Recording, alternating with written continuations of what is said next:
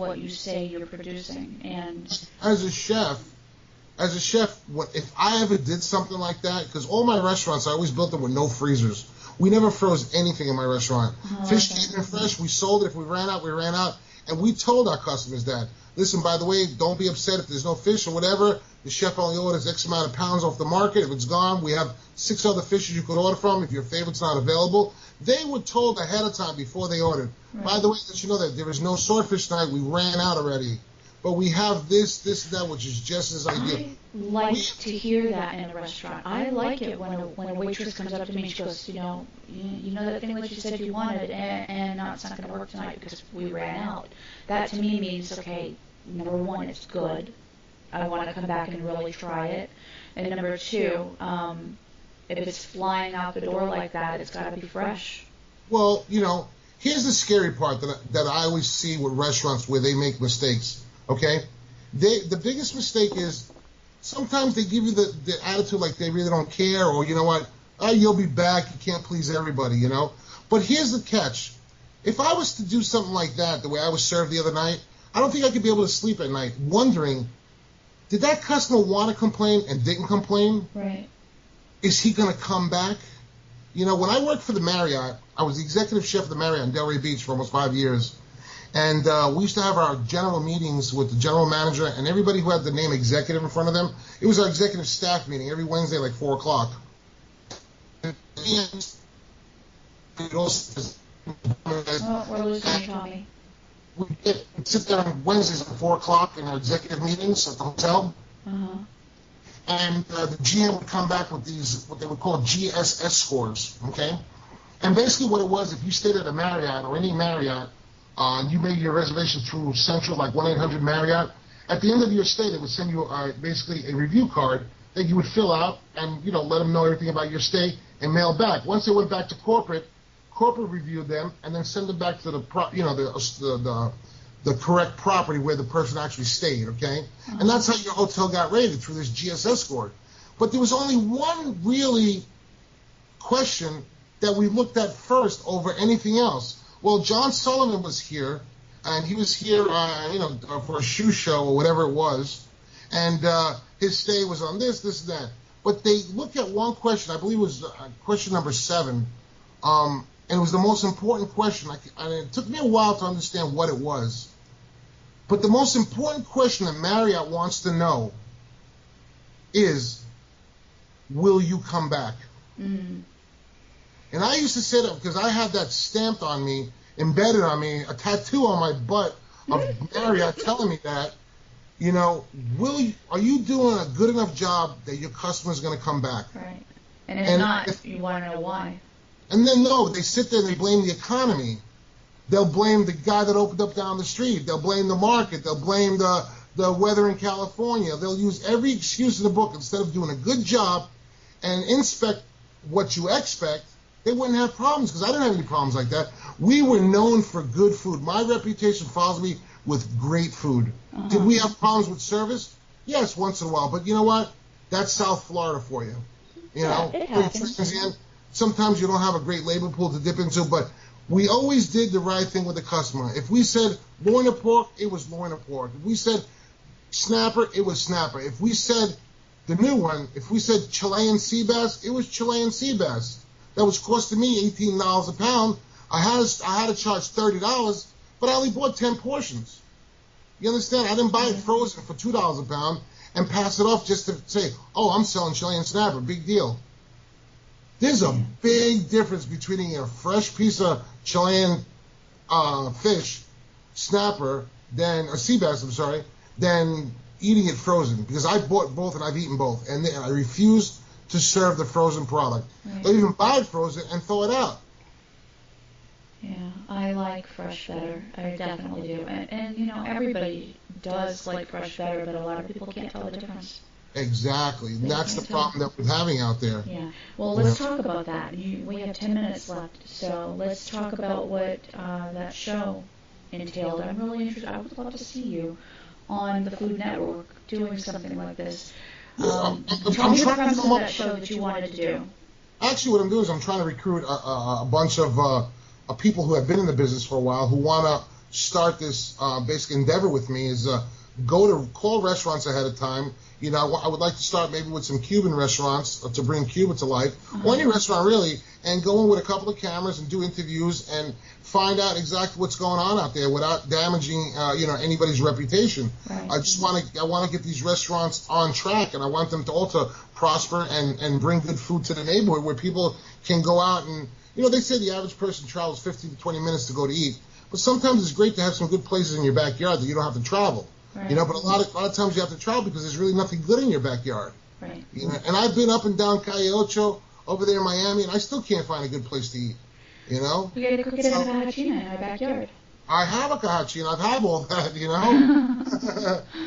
and I've even taught a couple of my gringo friends how to do it, and they also bought cajachinas. Now they're experts. They can't get away from it, Right. Well, once you taste Cuban pork that way, nothing else will work.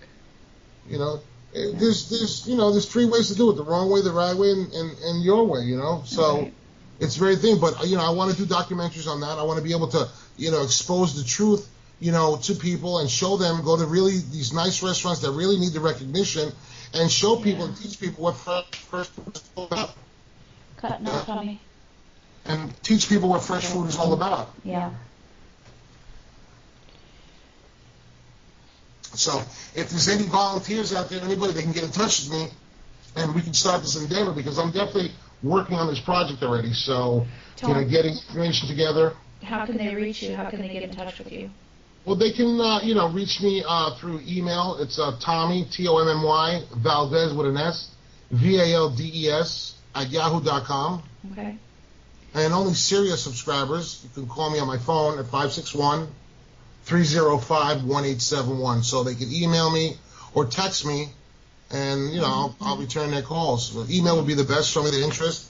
And I'm basically looking for maybe cameraman, maybe somebody with sound, a real good-looking girl that can come with me. The women sell everything better. Yeah.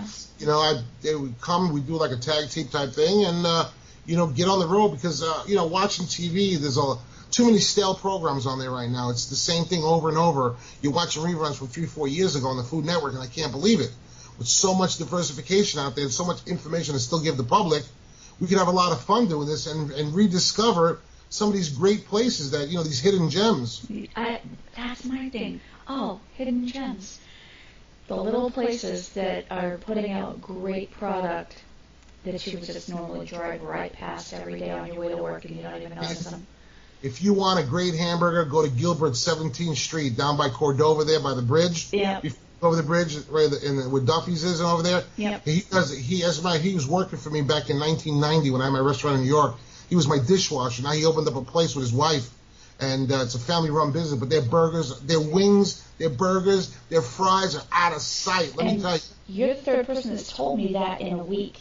Let me tell you, I always have the same burger, the caramelized onion with the goat cheese on it. And let me tell you, anybody I've ever brought there or sent there, they always call me back, man, what a place. I only go to places that I know the food is good and consistent. Because you got to remember one thing.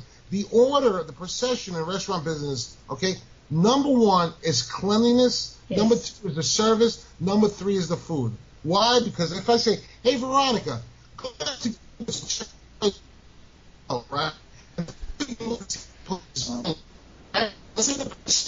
Tommy, you're cutting out. Hold on. Yeah, you All there? right. Yep. Let's say I recommend you to this place and you walk in. Remember we said cleanliness, service, and food. So let's say, for example, I send you there, the place is ramshacked, it's dirty, tables are not. You say to yourself, well, Tommy told me the place is really good, so you know what? They don't pass for the cleanliness, but you know what? They still got service and food left. Let's say you sat down, the waiter was a total idiot. He didn't know what he was talking about, ruined your order, and then you're saying, okay, 2 strikes, 1 more strike, you're out. And let's say the food comes, and the food is so-so. You're not going back. I don't care how highly was recommended. Even if the Pope told you to go there, you're not going back. But if you get at least 1 strike out of the 3, you're okay. But you better make sure that food on that plate is perfect.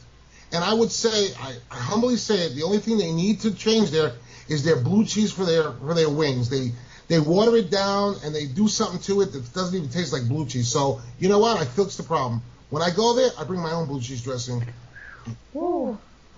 And I'm not afraid to do it. I told them a million times, Change the blue. Well, you know what? Nobody complains. People love it. People love it. Well, then don't change it. What can I tell you? I'm bringing. Yeah. Don't tell me. You know, I can't bring my own blue cheese then. Oh. You know. Yeah. So if you ask me where to go for pastrami, where to go for pizza, where to go for Chinese, where to go for anything, I definitely have the hot spots that have the greatest food so far. That's close to any great restaurant I've been in. Well, maybe you should write a column for culinaryvlo.com. About that. Yeah, that'd be neat. You could give us your ins and outs of, places you like to visit.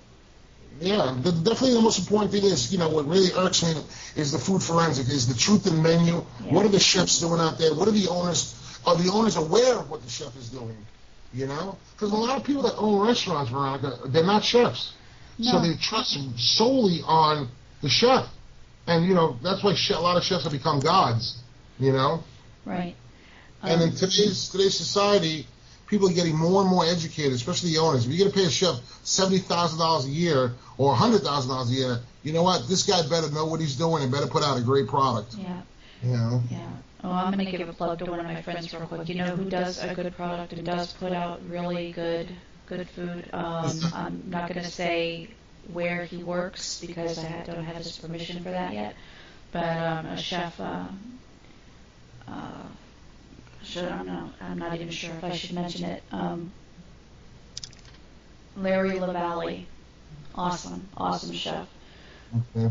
Puts out great food, West Palm Beach. First ran into him in South Beach. Wow. At the Nash Hotel. Was where he was the head chef when I first encountered him, and that was 20 Well, years ago. at another time when we speak about it, we should do that. We should get some. I have a couple places I want to give a shout out to. Mm-hmm. Where to go, and I think we should talk about maybe another episode where like right now, as I'm standing here speaking to you, this Cuban food is not even. It's probably 50 miles away from here. It's in Jupiter, which is a good friend of mine now. I'm not going to mention the name of the restaurant right now, but put it this way: he's Cuban, okay, and. Tell us, Tommy, where is this restaurant? What's the name? Give him a plug. Okay, the name of the restaurant is Copacabana. Okay. It's in Jupiter. Just Google it. It's the only Cuban restaurant there. Gustavo, good friend of mine.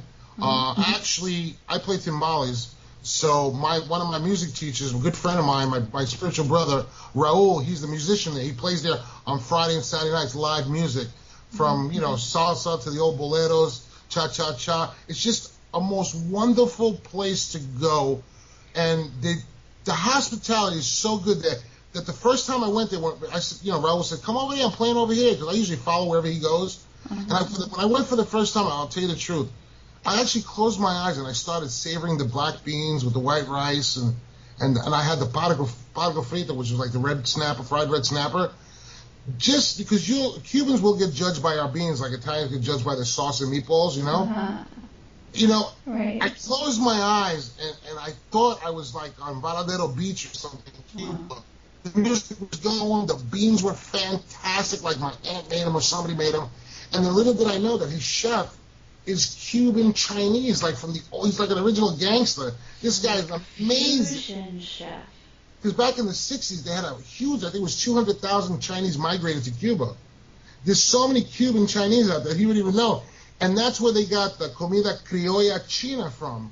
Because if you go to New York, you can get like fried rice with mofongo or fried rice with ropa vieja. They mix that Asian stir fry with Cuban food, you know what I mean? Right. And they call it comida criolla, china criolla. Yeah. In New York, they said, but down here, you can't find that. But when I want Cuban food, and I tell you, forget about La Carreta, forget about Versailles and Miami and all that stuff. Those are all great places. Tommy, cutting out. Jupiter, I tell you. Yeah, okay, Copacabana, I heard that part. Copacabana, Restaurante Okay. You ever get a chance to see Gustavo up there or see Raul on the weekends? You're going to have one of the best meals you ever had. Cuban, authentic food up there. Okay. Well, that sounds like a nice evening, like a good night. So the bottom line to everything that we've been talking about today is you got to get what you pay for. and we are going to do another show